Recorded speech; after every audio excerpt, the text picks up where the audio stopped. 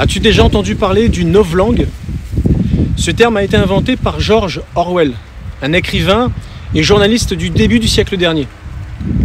Dans son roman 1984, il invente la novlangue, un langage dont le but est l'anéantissement de la pensée, la destruction de l'individu devenu anonyme, l'asservissement du peuple quoi. En voici un extrait. Nous détruisons chaque jour des mots, des vingtaines de mots, des centaines de mots. Nous taillons le langage jusqu'à l'os.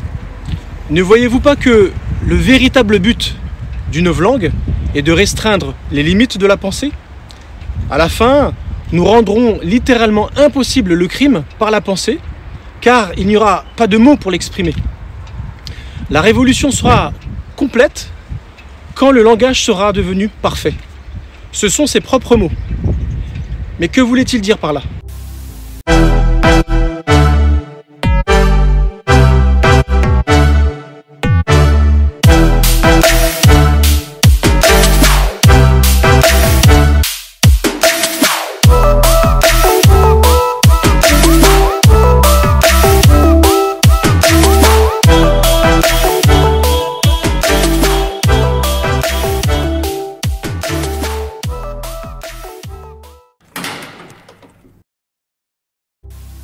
Bonjour, je m'appelle Charles Coindin, je suis naturopathe, bioénergéticien et relaxologue.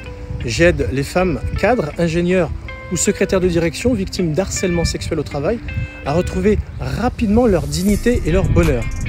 Aujourd'hui, je vais vous parler de la novlangue pratiquée en entreprise. Mais avant, si ce n'est pas déjà fait, eh bien abonne-toi à la chaîne, active la cloche pour les notifications et n'hésite surtout pas à me laisser des commentaires, car vous êtes mes ambassadrices qui rend cette chaîne pérenne. As-tu remarqué que la souffrance au travail est reconnue, mais mal acceptée par la hiérarchie? Et pour cause, cela lui fait défaut. Le mot souffrance au travail a évolué au fil du temps. Il a été remplacé par risque psychosocial, puis par stress au travail, pour ensuite devenir bien-être au travail, qualité de vie au travail, pour finir avec bonheur au travail. C'est ce qu'on appelle l'évolution sémantique d'un mot. Au début, il signifie quelque chose de précis et sensé, pour devenir quelque chose dont le sens a été complètement détourné. Dans le but de la souffrance au travail, il s'agit d'un déni de réalité, c'est-à-dire changer le nom du problème pour mieux l'éviter. Ça vous rappelle sans doute quelque chose? Mais si, vous savez, l'un de ces trois singes de la sagesse japonaise que l'on appelle Misaru, celui qui se met la main sur la bouche. Mais bon, ne pas nommer les choses ne signifie pas qu'elles n'existent pas. La novlangue anéantit la pensée pour asservir l'employé. Du coup, ton discours devant ton supérieur devient creux, sans valeur, avec aucune prise d'opposition possible. Ainsi, le délégué syndical ne sert plus à rien, tout comme le collectif.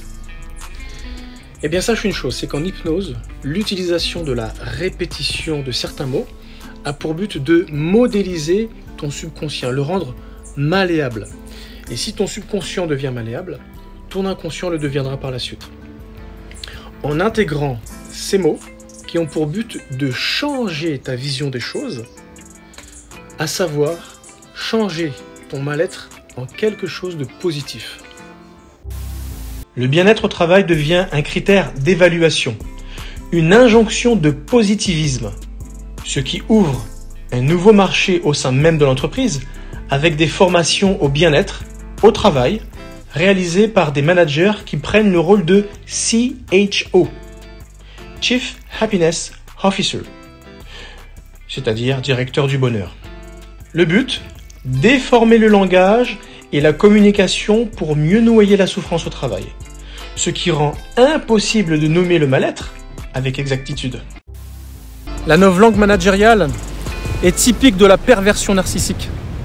Elle crée en réalité une atmosphère professionnelle, toxique, avec un faux semblant de bonheur. Si tu es cadre, ingénieur ou secrétaire de direction et que tu subis le harcèlement moral ou sexuel au travail, étouffé par une technique managériale, sache qu'il existe des solutions. Développe ta résilience. Tu peux retrouver rapidement ta dignité et ton bonheur avec la biosynthorésonance.